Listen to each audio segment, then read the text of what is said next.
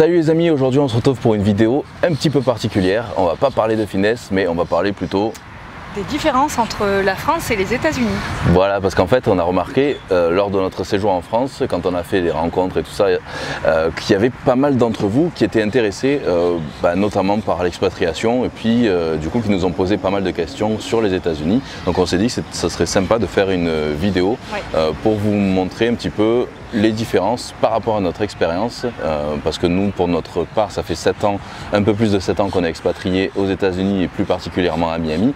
Donc on va parler des différences que nous, on a constatées depuis qu'on est ici, quoi, en gros. Oui, c'est notre expérience à nous, donc après chacun a son expérience différente. Ce qu'on va dire, c'est pas forcément... on va certainement oublier des choses et tout ça, mais on va... Voilà, c'est ça. Alors en fait, quand j'ai posé le pied sur le sol américain la toute première fois, déjà, mis à part le fait que c'était la sensation de chaleur et d'humidité quand je suis arrivé ici, c'est ensuite les routes. C'est vraiment énorme, ça me faisait vraiment penser aux films américains justement, et de voir ces énormes 5-6 voies, parfois 7, c'est déjà avec les gens qui doublent des deux côtés en fait, à gauche, à droite et tout ça, c'est vrai qu'au début ça fait un petit peu peur. Et puis il y a les voies express aussi. Il y a 5 voies normales. Dans une autoroute, il y a 5, ce qu'on appelle une autoroute ici. Il y a 5 voies normales et 2 voies express, qu'on appelle express, c'est-à-dire qu'une fois que vous êtes rentré dans cette voie, vous ne pouvez plus sortir pendant des dizaines de kilomètres. 50 km. Donc il ne faut pas se tromper. Faut pas se planter. Parce qu'après c'est fini. Alors effectivement sur ces 2 voies-là, on a le droit de rouler plus vite, puisque bon, tu traces quoi. Parce que disons qu'il y a moins de monde, c'est surtout ça, mais sinon les limitations ça ne change pas trop. Et justement pour parler des limitations, ici même sur les autoroutes, le maximum je crois que c'est 65 miles, ça fait à peu près 105-110 km/h. Donc les gens roulent moins vite.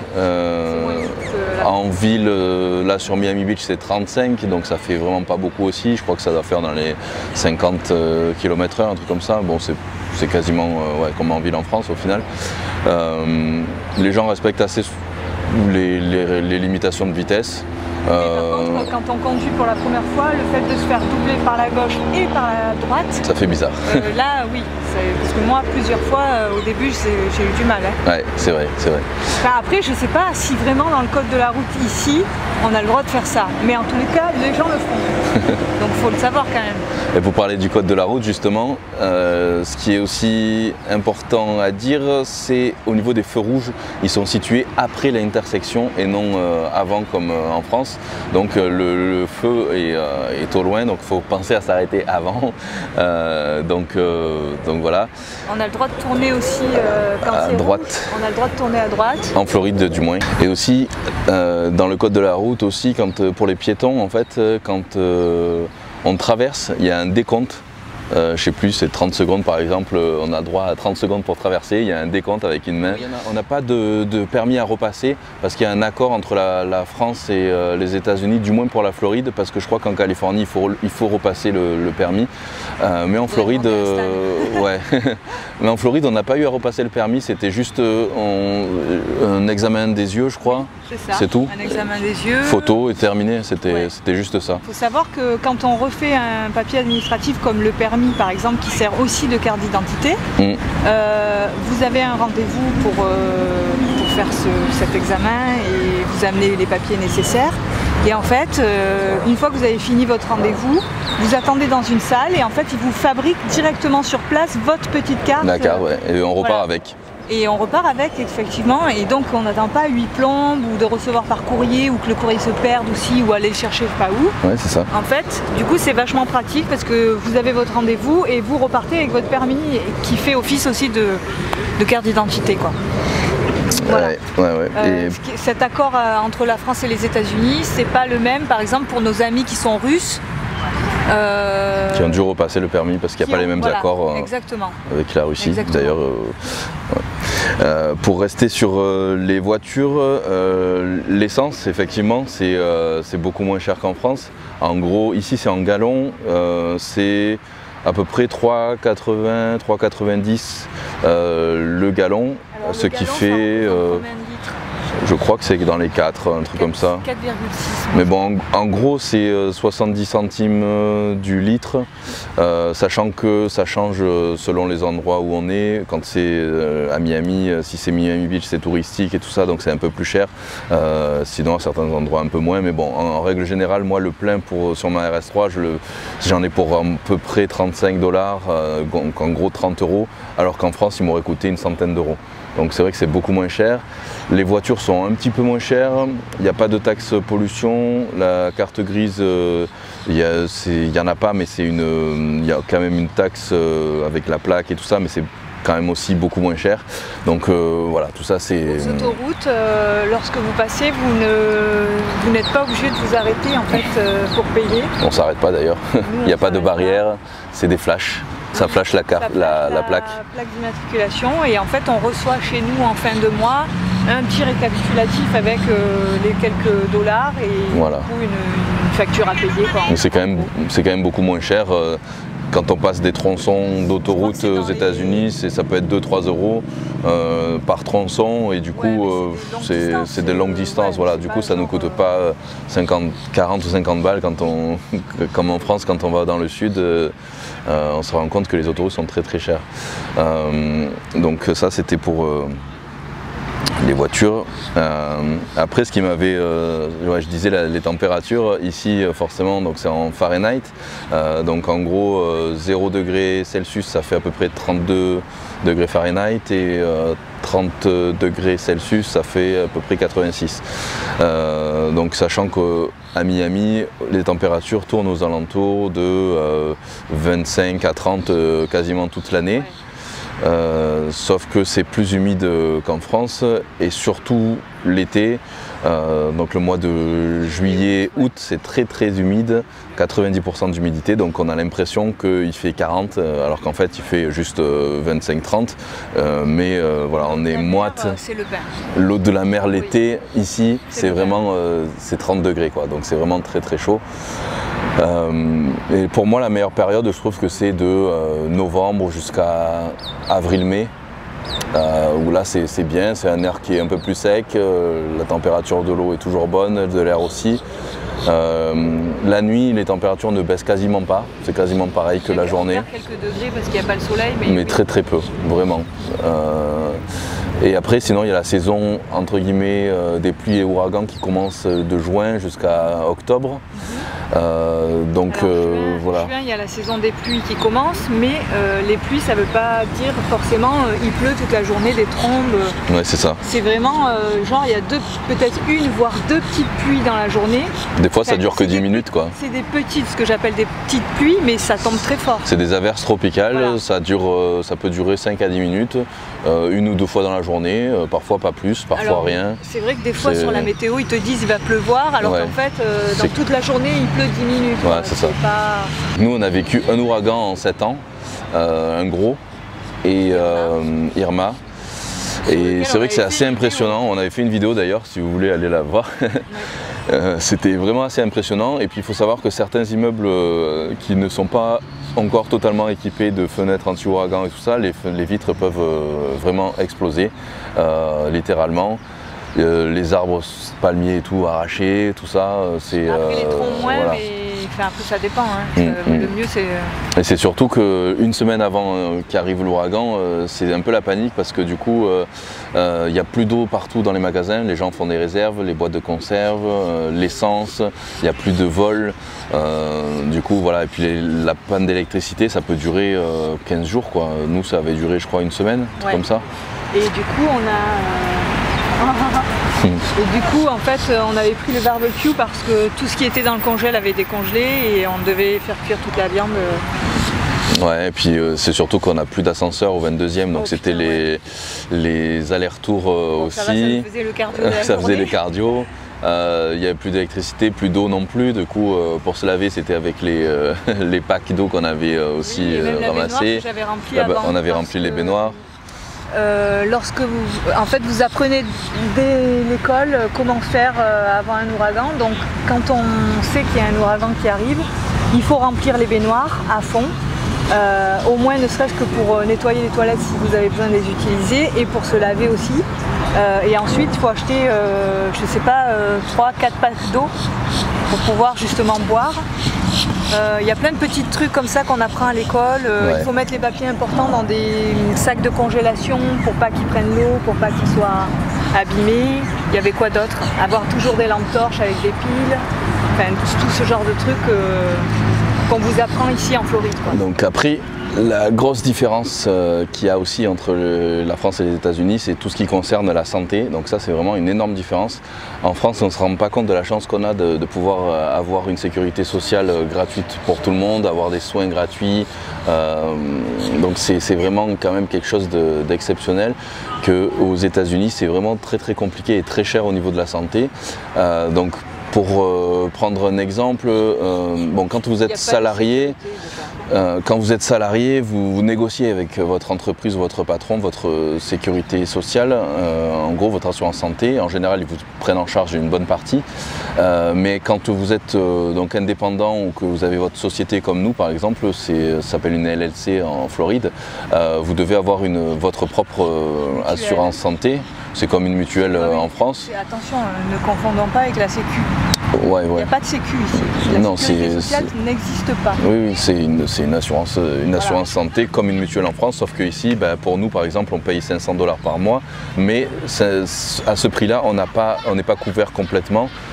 C'est-à-dire que par exemple pour une visite chez le médecin on va payer entre 30 et 40 $, et pour une visite chez un spécialiste ça peut aller à 90 voire plus de 100 et quelques. Il faut savoir que le médecin normal, là où on vous dit on paye 30 à 40 $, sans assurance, sans rien, c'est 250. Voilà, c'est ça. Donc, pareil pour si on fait un IRM ou un scanner ou tout ça, en fait ils vont facturer à notre assurance genre 2, 3, 4 000 $, et nous de notre poche on va devoir quand même sortir 300, 400, 500 $, suivant ce que c'est.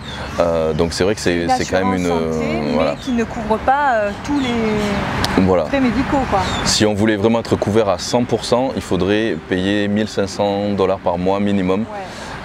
Donc voilà, c'est quand même assez énorme. Donc bon, ça c'est après quand on a notre propre société, et c'est en fonction aussi des revenus, parce que suivant vos revenus, après le gouvernement vous prend en charge une partie de l'assurance santé tout simplement.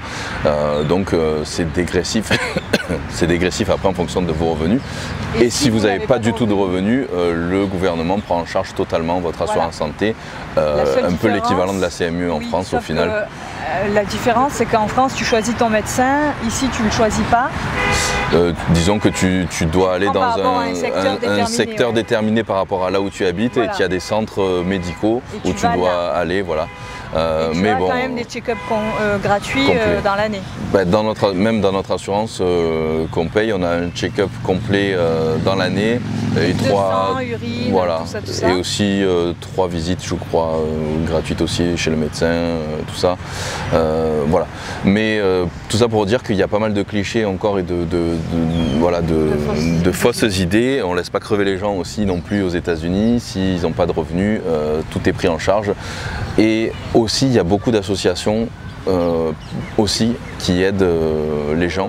Un truc aussi qui est complètement différent avec la France, c'est les pourboires au restaurant, dans les bars et tout ça. Parce que toi et ton frère qui est... Moi, mon frère est serveur. Serveur, en France. Et bon, il a son fixe, et ensuite il touche des pourboires entre 2 et... ça dépend, entre 2 et 4 € par table. Ouais. Ici, c'est un petit peu le contraire qui se passe. C'est qu'en fait le pourboire devient le fixe ici, parce que ici vous touchez en fixe d'entre 3 et 4 $ de l'heure, et ensuite essentiellement votre salaire vous le faites avec les pourboires. Ils sont payés quasiment qu'au pourboire, quoi. C'est-à-dire qu'ils sont payés entre 18 et 20% de la note globale, et en sachant que le pourboire est obligatoire aux États-Unis. Oui. Dans les coins touristiques, très touristiques, il est d'office mis sur la note, mais dans les endroits un peu plus normaux, reculés, on va dire, il n'est pas compris, donc il faut penser à le rajouter. Donc après c'est en fonction de la satisfaction, mais en général ils sont vraiment aux petits soins. Ils sont vraiment aux petits soins, et c'est vachement naturel. C'est pas, ils sont pas forcés, quoi. Bon, après ils n'ont pas le choix, donc... Mais du coup, un serveur aux États-Unis peut très bien gagner sa vie, bien plus qu'en France au final, parce que ils peuvent être payés jusqu'à plus de 20% de la note. Donc s'ils font beaucoup de couverts, ça peut aller très vite. Surtout dans les endroits touristiques où justement tu parlais tout à l'heure des coins touristiques. Il faut rappeler aussi que dans les coins touristiques, ils le mettent d'office. Pourquoi? Parce que nous, les Européens ou d'autres personnes ne pensent pas forcément à mettre le tips. Nous, par exemple, Français, on est habitué à laisser 2 ou 3 euros. Donc si on laisse 2 ou 3 dollars, mais ils ne seront pas contents, c'est clair. Donc voilà, du coup, dans les endroits touristiques, c'est rajouté directement sur la note. Ouais. Et du coup, il y a ça, et puis il y a les taxes aussi qu'on ne pense pas, parce qu'aux États-Unis, tout est indiqué hors taxe. C'est-à-dire que on va payer, je sais pas, on va dans un magasin de fringues par exemple, on va voir un t-shirt à 20 $. Au final, il ne va pas nous coûter 20 $. Et suivant l'état dans lequel on est, ça va être différent, donc, parce que chaque état a des taxes différentes. Voilà, au final, il va peut-être coûter 22, 25 $. On sait jamais en fait au final combien exactement on va payer. Oui, après c'est pas une grosse différence, c'est pas le double non plus. Non. Mais c'est quelque chose voilà, qui surprend parce que surtout au resto au final, parce qu'au resto tu te dis voilà, ce plat là il fait 9 $, alors ça va, mais au final il faut rajouter dessus les taxes et plus le tips qui est donc le pourboire, donc au final par contre là ça peut coûter presque pas le double 15, mais presque quoi. Ouais. Donc là effectivement. Donc après en parlant de taxes justement aux États-Unis il n'y a pas forcément moins de taxes qu'en France, en fait ça dépend vraiment des États. Donc il y a un impôt fédéral, c'est la globalité des États-Unis, c'est pour tous les résidents donc américains qui payent cet impôt là, et en plus de ça, chaque État a ses propres impôts et taxes. Donc à savoir que la Floride, il y a 0 au niveau des impôts de l'État, mais on doit quand même payer l'impôt fédéral de tous les États-Unis. Et à New York, par contre, c'est l'inverse. Il me semble que c'est de l'ordre de 40% ou un truc comme ça. Enfin, c'est énorme. À New York, ça rejoint quasiment la France, voire même plus. Enfin, c'est quasiment kiff-kiff pareil, quoi. Sauf que la vie à New York est très chère. Et d'ailleurs, tu disais que, je crois, c'était quoi un employé municipal à New York? Ah oui, on disait par exemple, ce qu'on appelle un poubelleur. Un éboueur. Ouais. Un éboueur, ou ceux qui ramassent les ordures à New York, ils gagnent dans les 80 000 $ par an. Ouais, 70 000 $ par an. Et ça peut paraître énorme, mais en fait... quand vous avez un loyer à payer de 3 000 $ minimum... 3 000, t'es gentil. Ça doit être un studio avec même pas une chambre ou quoi. Même pas, parce qu'attends, c'est qui nous disait qu'il payait 6 ou 7 000 $ pour un petit studio? Hollandais, là. Ouais, pour une pièce. Un appart d'une pièce de même pas 40 mètres carrés, c'était 7 000 $ par mois. Ouais, un truc comme ça. Aussi, donc, puis même, du coup, on a l'impression, waouh, super, le gars il doit bien gagner sa vie, sauf qu'en fait, si vous habitez à Miami, ça passe, hein. Si vous habitez à New York, c'est complètement différent, quoi. Et quoique à Miami, maintenant, les loyers sont aussi très chers si on veut être un endroit sympa, mais c'est moins cher qu'à New York, ça c'est sûr. Dans les restos, les boissons soda, comme le coca et tout ça, c'est en volonté en général, c'est-à-dire qu'on vous sert une fois, et ensuite on vous resserre derrière, on vous remplit, voilà. Ça on repaye pas derrière. Donc ça c'est pour les sodas et tout ça, et en général c'est même, tu disais que je crois que le coca est quasiment moins cher que la bouteille d'eau. Oui, au McDo, on m'a dit que la bouteille d'eau est plus chère que la bouteille de coca, Et le coca est énorme, c'est même quand on va au cinéma, les trucs de popcorn c'est tellement énorme. Les popcorn sucrés n'existent pas. Ouais, ou alors c'est dans des petits sachets, mais c'est rare. C'est quasiment que des c'est que des popcorn salés la plupart, et c'est des trucs vraiment énormes. Ouais, c'est vrai. Bon, sinon il y a les pizzas. En fait, au cinéma, on peut manger les pizzas. Ça, c'est dans la section VIP. Ouais. Il y a des salles de cinéma avec des fauteuils en cuir où on peut s'allonger. On est carrément à la maison sur le canapé. Et du coup, on peut manger. Le serveur amène le repas, si on boit un verre de vin ou quoi, tout est amené directement à sa place. À la place de cinéma. Mais ça, c'est dans le premier quart d'heure, je crois. Après, il passe plus dans les rangs. Mais c'est vrai que ça, c'est sympa. Quelque chose à dire au niveau des mentalités des Américains par rapport aux Français? Je pense que les Américains sont moins râleurs. Plus optimistes. Ouais. Ils ont la mentalité de toujours être intéressés par ce que vous faites et comment vous avez réussi. Et ils sont toujours dans la demande de savoir comment vous avez fait pour tel ou tel truc.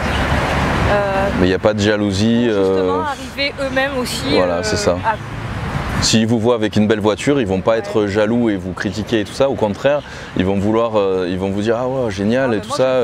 Je veux faire la même chose. Et en fait, ça va les motiver au final pour se débrouiller, pour travailler, pour pouvoir un jour aussi se la payer en fait. C'est ça. Du coup, il n'y a pas de jalousie là-dessus en fait. Après, on la ressent pas, mais après, on n'a jamais ressenti quelconque regard ou jalousie. Hein. Non, et au contraire, les gens essayent de nous pousser plutôt vers le haut. Et en disant continue, c'est super, bravo. C'est ça. Il y a toujours un petit mot positif. Et puis les gens n'ont pas peur de venir te parler, même s'ils ne te connaissent pas, que ce soit n'importe où, dans un bar, à la plage, au resto. Les gens viennent nous parler comme ça, quoi, tout simplement, sans qu'il y ait d'arrière-pensée ou quoi. Et du coup, on n'est pas choqué. Moi, la première fois, ça m'a choqué. Parce que quand une personne vient vous voir, quand ça fait que quelques semaines qu'on est là et qu'une personne vient vous parler, de suite, on se dit mais qu'est-ce qu'elle veut, qu'est-ce qu'elle va me demander ou pourquoi elle vient. Et en fait, au fil du temps, on s'aperçoit que c'est en fait naturel et que c'est comme ça. Ouais, c'est ça. C'est vrai. C'est ça. Il n'y a pas de jugement, c'est-à-dire on peut se balader comme on a envie, s'habiller comme on veut, de façon la plus extravagante possible. Oui, ça encore c'est rien, mais on peut s'habiller on peut mettre des cheveux fluo, avec des habits super extravagants. Les gens ne vont pas nous regarder bizarre ou autre, chacun fait ce qu'il veut. Hein. Oui, après c'est peut-être parce que c'est Miami. Au fin fond du Texas, voilà. Ça serait peut-être pas pareil. Peut-être, effectivement. Il y a beaucoup de petits boulots. Par exemple, c'est tout bête, mais au supermarché, il y a quelqu'un qui nous met les courses dans les sacs et qui vient même jusqu'à les apporter dans le coffre de la voiture, ça arrive. Il y a plein de petits boulots comme ça. Souvent, c'est pour la réinsertion ou pour ce genre de choses. Pour les gens à la retraite aussi qui s'ennuient. Ou qui veulent un complément de revenus étudiants et tout ça. Il y a même les boulots il y en a qui ont les étudiants, tu les vois sur le bord de la route avec des pancartes qui font valdinguer, tu sais, qui les font tourner. Pour faire la pub d'une boutique ou quoi. Mais globalement, le boulot aux États-Unis, ils travaillent plus dans la semaine, ils ont plus d'heures que chez nous. Ça, c'est pas une nouvelle. Ils ont, je crois, même pas 2 semaines de vacances par an. Et encore, c'est pas. Ils peuvent prendre, mais sans solde. Ouais. Mais je crois que c'est même les entreprises ne sont pas obligées, je crois, de leur payer des vacances. Il me semble que c'est pas obligatoire. Alors il faut savoir que du coup, le fait de travailler plus amène plus d'argent. Ce qui fait que quand ils sont en vacances, ils ont plus d'argent pour dépenser. Alors certes, ils n'ont pas beaucoup de vacances. Alors, en fait, justement, la grosse différence entre la France et les États-Unis, c'est qu'en France, tu as beaucoup de vacances, mais au final, tu n'as pas de sous pour en profiter. Voilà. Et aux États-Unis, tu peux avoir des sous, mais tu n'as pas de temps pour les dépenser. Enfin, si, tu les dépenses, mais tu as moins de temps pour en profiter, on va dire. Non, mais bon.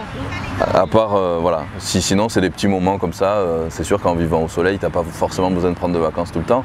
Mais pour la majorité des Américains, c'est vrai qu'effectivement, ils gagnent certainement plus que les Français. Et le problème, c'est qu'ils ont moins de temps aussi. Mais après, voilà, c'est des différences. 35 heures. Ah oui, c'est sûr. Il n'y a pas de RTT, de récupération de là. Non. Et puis. Tu bosses, si tu as envie de faire 45 heures ou que tu as envie de cumuler 3 boulots, tu le fais. Et puis voilà, ne se pose pas 3 milliards de questions. Plus tu travailles et plus tu gagnes d'argent. Ici, c'est comme ça. Donc voilà. Et puis les commerces sont ouverts 7 jours sur 7. Du moins à Miami, 7 jours sur 7 et certains 24 heures sur 24, comme les supermarchés type Leclerc, Auchan, qui ici c'est plus les Publix, Whole Foods c'est plus pour tout ce qui est nourriture qu'ils appellent organique ici, qui est bio, tout ça. Ça serait peut-être un équivalent quoi Whole Food. Ouais, d'un magasin bio. Ouais, d'un magasin bio, mais il n'y a pas vraiment, ça serait comme si c'était un Leclerc mais bio. Du coup, c'est vrai que la nourriture, si on veut bien manger aux États-Unis, ça nous coûtera plus cher si on veut bien manger, un petit peu plus cher qu'en France. Et par contre, même les restos d'ailleurs, c'est plus cher aussi. Si on veut des restos gastro, d'ailleurs la plupart c'est des chefs français, que ce soit à Miami, Las Vegas et tout ça. Oui, et c'est vrai que ça coûte un peu plus cher. Si on veut manger bien et sain, après si on veut manger à l'américaine, ça coûte moins cher, ça c'est vrai. Ouais, et par contre là ils font plus dans la quantité. Là c'est la quantité qui prime pour eux. Du coup, pour moi par exemple, qui suis une petite mangeuse, du coup je vais prendre toujours mon doggy bag, quoi. Oui voilà, d'ailleurs ici c'est très courant d'emporter son repas qu'on n'a pas fini avec soi dans une boîte qui vous donne, alors qu'en France c'est un peu mal vu. Ici, voilà, vous pouvez emporter tout. Doggy bag ou pour box. Le chien, mais en fait, oui, c'est pour nous. C'est pour nous. Donc ça, c'est très courant. Du coup, ouais, c'est vrai que c'est la quantité qui prime. Après, ce qui nous a manqué aussi au tout début, parce qu'on ne connaissait pas encore trop, c'était les petits pains au chocolat et tout ça. Ouais, et au final, on a trouvé. Maintenant, on a trouvé une bonne boulangerie française avec des très bons pains au chocolat, vraiment équivalents à la France et tout ça. Et par contre, ça coûte beaucoup plus cher aussi. Bon, on a changé d'angle parce que je crois qu'on était un petit peu trop noir à l'ombre, mais bon, ça doit aller un peu mieux là, j'espère. Ouais, on disait qu'il y avait beaucoup plus de magasins ouverts 7 jours sur 7, et même dans les endroits touristiques de Miami Beach, il y avait des magasins même de fringues et tout ça qui fermaient même à minuit, le week-end, voire même 1h du mat. Ouais, le week-end. Et en semaine 10h. 10h, 11h. 10-11h, ouais. Ouais, 10-11h. Comme Apple par exemple, il fait à 23h. Hein. Ouais, ou Nike, vrai. Le grand magasin Nike, 23h. Ouais, c'est ça.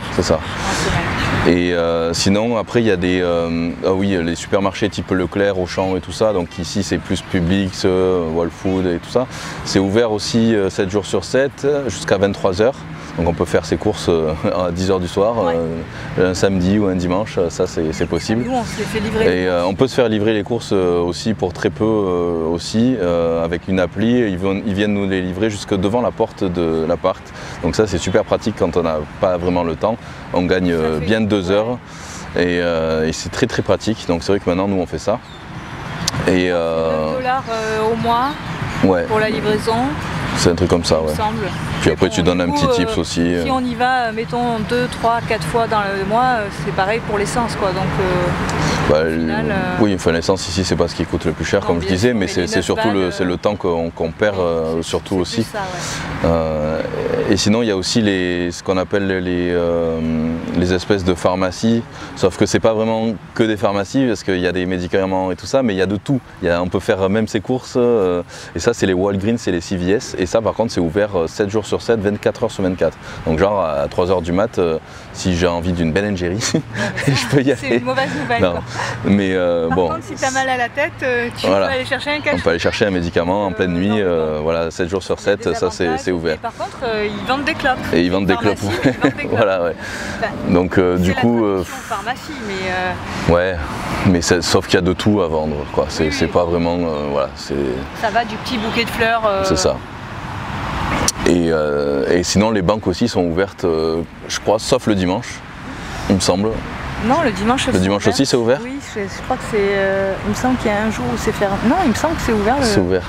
Parce que c'est vrai qu'au tout début où on était là aussi, c'était quand on est allé chez le banquier, on devait acheter une voiture il y a 7 ans je crois, et du coup le banquier américain, c'était le samedi après-midi je crois, il nous disait de contacter notre banque pour faire des virements et tout ça, mais dit mais non, les banques sont fermées le samedi après-midi en France. Ah bon ben lundi alors, le lundi aussi, comment vous dire? Et là il nous a dit mais attendez, il travaille quand en France?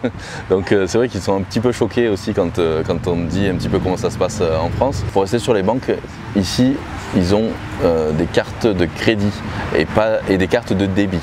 En France en fait ce qu'on a comme carte bancaire au final c'est une carte de débit. On appelle ça carte de crédit, mais non, on se trompe. Aux États-Unis la carte de crédit c'est de l'argent qu'on n'a pas. C'est un peu comme un prêt à la consommation au final, mais c'est une carte et on vous autorise un montant.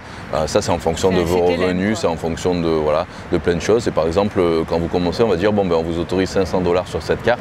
Par contre si vous en servez c'est de l'ordre de 19% je crois d'intérêt, donc c'est vraiment énorme. Mais bon c'est comme les crédits conso au final. Mais par contre c'est un petit peu obligé de s'en servir pour construire ce qu'on appelle son crédit score. Donc c'est ce qui est totalement différente d'en France, c'est qu'on doit construire ce qu'on appelle un credit score, c'est-à-dire c'est notre capacité à rembourser chaque mois. C'est une note, voilà. Et c'est des points qui nous attribuent les banques, si on est bon payeur, en gros. Bon rembourseur, ouais. C'est-à-dire que si on paye bien son loyer, son leasing voiture, son, je sais pas moi, son petit crédit conso et tout ça, si on paye bien à chaque fois et tout ça, ben, le score augmente de mois en mois, d'année en année. Et au final, en fait, on est dans le rouge, après on est dans l'orange, après on est dans le vert, et quand on est dans le vert, après on peut nous prêter plus. Voilà. Quand on demande un crédit que du coup après on peut faire un crédit voiture ou maison, voilà. Après le crédit maison, il n'y a pas que ce paramètre de crédit score qui compte, il y a bien sûr des paramètres comme en France aussi, mais ça compte aussi quand même beaucoup. Et aussi pour louer un logement, ils vont prendre en compte aussi votre crédit score. Du coup quelqu'un qui ne va pas rembourser à temps et tout ça, son crédit score va chuter, et du coup il va falloir plusieurs mois avant de pouvoir le remonter. Donc voilà, ça c'est ce qui est aussi complètement différent. Ici aux États-Unis, on fait ce qu'on appelle le hug, c'est-à-dire que en gros c'est l'accolade avec la tape dans le dos. Ça c'est surtout les mecs entre eux ou ça. Et la bise ne se fait pas entre garçons. J'ai jamais vu des garçons faire la bise, et apparemment c'est pas du tout courant. Ils sont de la même famille. Ouais, mais même de la même famille, ils font le hug quand même aussi. Et sinon. Le hug, c'est comme ça, là. Ouais, et puis tu tapes dans le dos. Et la bise, c'est qu'un ici. Oui, la bise, c'est qu'un. C'est pour quand on fait la bise à une fille, c'est un. Ou à un garçon. Ouais. Quand tu fais la bise, tout court, c'est un. La majorité ici, c'est 21 ans. Et ça, ils sont très stricts là-dessus, notamment au niveau de l'alcool. Donc c'est vrai que ça peut pas être bizarre dans un pays qui autorise la vente d'armes. Bon, après, c'est quand même plus contrôlé que ce qu'on pense. Par exemple, on n'a pas le droit quand même si on a un permis de se balader avec le pistolet à la ceinture ou quoi, peut-être dans des états au Texas ou quoi, je sais pas, mais ici en Floride en tout cas non. Il faut qu'il soit vraiment... on a le droit dans la voiture, voilà, mais il faut qu'il soit chargé. Il faut qu'il soit dans un étui, puis après dans un autre, et dans le... Enfin, c'est vraiment quand même assez sérieux. Mais bon, voilà, tout ça pour dire que l'alcool, voilà, c'est assez réglementé. Et l'alcool, par contre, ils sont vraiment à cheval là-dessus, c'est-à-dire qu'ils nous demandent, même à nous, notre carte d'identité, si on va dans un bar et tout ça, ou même au supermarché, si on achète une bouteille de vin par exemple, ils vont nous demander notre carte d'identité. Donc pour ça, voilà, c'est vraiment quand même très très sévère. Et d'ailleurs, on n'a pas le droit de se balader avec une bouteille d'alcool dans la rue, sur la plage ou quoi. Une bière, il faut qu'il soit dans un sac. Un sac en carton, ouais. Faut pas... peu comme on voit dans les films. Ouais, c'est ça. C'est ça.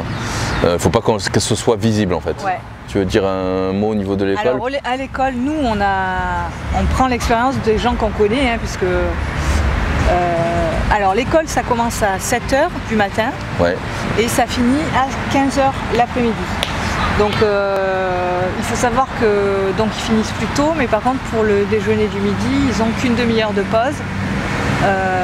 C'est ça. Ouais, et d'ailleurs ils font souvent c'est la maman en général qui fait le petit repas, le petit sandwich ou le petit repas pour les enfants. Ils ont un genre de cartable avec un peu comme ton six-bag. Ouais.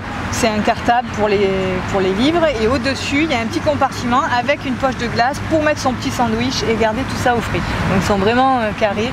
Bon, au pire s'ils n'ont pas, il y a quand même une cafétéria. Il y a une petite cafétéria, mais je crois que c'est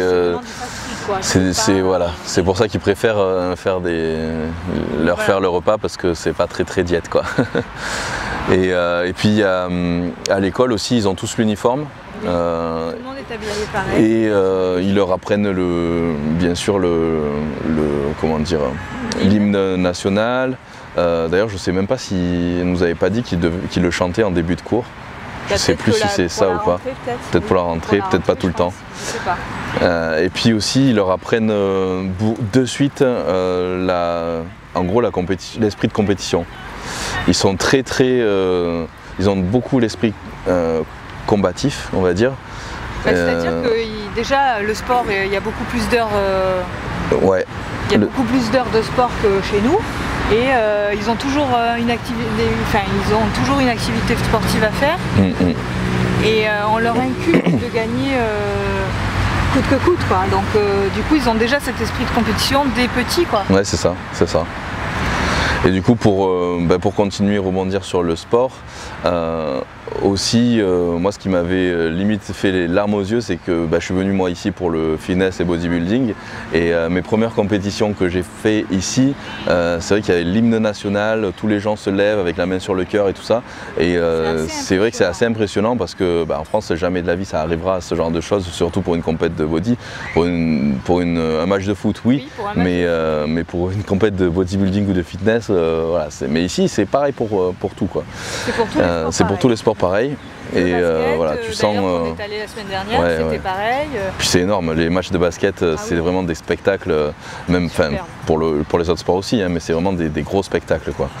Et aussi, surtout nous, les salles de musculation et fitness, même si ça a beaucoup évolué en France, c'est vrai que ces derniers temps, là on est rentré en France il n'y a pas longtemps, pendant plus de mois, et on a remarqué qu'il y avait eu de plus en plus de nouvelles salles qui sortaient et des salles vraiment très très bien équipées.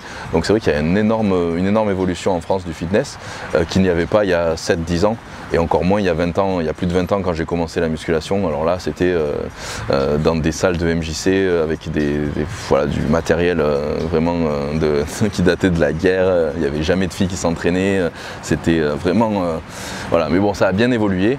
Mais c'est vrai qu'il y a encore toujours, il n'y a pas la même mentalité. C'est vrai que quand on va dans les salles de sport ici, on y arrive progressivement, mais ici on sent quand même qu'il y a plus, voilà, tout le monde nous dit bonjour quand on va dans les salles ici, les gens viennent nous parler, ils sont super cool. Il y a toujours un petit mot à échanger. Ouais. Et il y a beaucoup de filles par contre qui s'entraînent et qui s'entraînent dur. Et pas qu'au cardio justement, qui poussent vraiment de la fonte, beaucoup plus qu'en France. Il y a quoi? Il y a le barbershop dans les salles, il y a le kiné, l'ostéo. Le barbershop, j'ai vu qu'en France ça arrivait dans les salles. Hein. Ouais, bon c'est pas encore non plus ça, il y a le DJ aussi. Ouais, 2 fois par semaine. Voilà. Il y a les repas diète avec les macros écrits dessus, les calories et tout ça. Il y a le voiturier, il y a celui qui lave la voiture pendant qu'on fait notre séance. Bref, il y a plein de petits services, mais ça c'est aux États-Unis en général, de toute façon pour tout. Il y a plein de. Oui, kiné, ostéo, ça j'ai dit. Mais c'est vrai que c'est vraiment le pays du service. Il y a du service pour tout et n'importe quoi. C'est la consommation, c'est le temple de la consommation, disons. Donc, c'est la journée à la salle de sport, tu fais tes 2 heures d'entraînement, tu finis, tu prends ta douche, tu vas au kiné, au coiffeur, tu as lavé ta voiture et tu rentres chez toi. Ouais, c'est ça. Tout est fait pour consommer, surconsommer, et donc c'est vrai que c'est le pays de la consommation. Si, parce qu'au final, nous on le voit, on rentre dans une spirale qui te pousse à toujours plus consommer et du coup encore plus travailler pour encore plus consommer. Et c'est vrai qu'il ne faut pas se faire avoir parce que on veut toujours plus au final voilà. Avec des choses simples. Exactement. Donc après voilà, cette vidéo c'était pas le but de dire que les États-Unis sont mieux que la France ou inversement, pas du tout. Les deux pays ont leur bon côté et leur mauvais côté.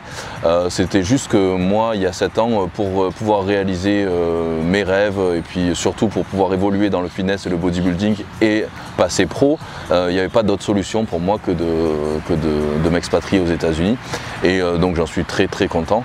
Voilà. Voilà, comme pour tout, ça correspondra pas à tout le monde, c'est pas fait pour tout le monde du tout. Puis là on parle essentiellement de la Floride, mais dans d'autres États c'est différent quoi. Voilà, mais c'est vrai que les États-Unis ça peut correspondre à certaines personnes et pas à d'autres. Si vous êtes plutôt du genre moi je veux faire mes 35 heures, avoir mes petites vacances, être tranquille, avoir mes soins gratuits, machin et tout ça, les États-Unis ça sera pas du tout fait pour vous. Et si au contraire vous êtes vraiment, vous en voulez, vous voulez créer des choses, vous voulez créer de la valeur, vous voulez, je sais pas moi, voilà, plus d'ambition, c'est vrai que les États-Unis sont faits pour vous. Voilà, en tout cas, j'espère que cette vidéo vous aura plu. C'est un petit peu différent de d'habitude, mais c'est vrai que voilà, on a vu pas mal de gens qui nous ont posé des questions sur les États-Unis lors des rencontres. Bien, ouais. Voilà. Et d'ailleurs, si ça vous intéresse, on fera peut-être une vidéo aussi plus tard sur l'expatriation, même si j'avais déjà fait ça il y a plusieurs années, parce que je sais qu'il y en a beaucoup d'entre vous qui seraient intéressés pour s'expatrier. Et puis après, l'expatriation, que ce soit aux États-Unis ou ailleurs, c'est une super expérience dans le sens où nous, ça nous a permis de nous ouvrir aux autres et de penser différemment, d'être... Avec toutes les personnes avec qui on a échangé, qui sont parties même ailleurs, pas que aux États-Unis, on a tous eu la même impression de se dire ça nous ouvre l'esprit. On est plus ouvert, on a moins peur des autres, et on est plus ambitieux, on a envie de plein de choses et c'est motivant quoi. Puis après tu as envie tout le temps de voyager aussi, c'est ça le problème. Aussi. Donc c'est pas trop un problème. Donc voilà les amis, j'espère qu'en tout cas cette vidéo vous aura plu. N'hésitez pas à vous abonner à la chaîne pour rien louper des prochaines vidéos. Ajoutez-moi aussi sur Instagram, laissez vos commentaires bien sûr. Voilà, parce que forcément on a oublié des choses, ça c'était selon notre expérience à nous, les différences majeures qu'on a rencontrées, mais il y en a plein d'autres évidemment, donc n'hésitez pas à les mettre dans les commentaires. Pour aider les gens. Et, voilà. Et puis on vous dit à la prochaine. Ouais. Allez, salut. Bye bye.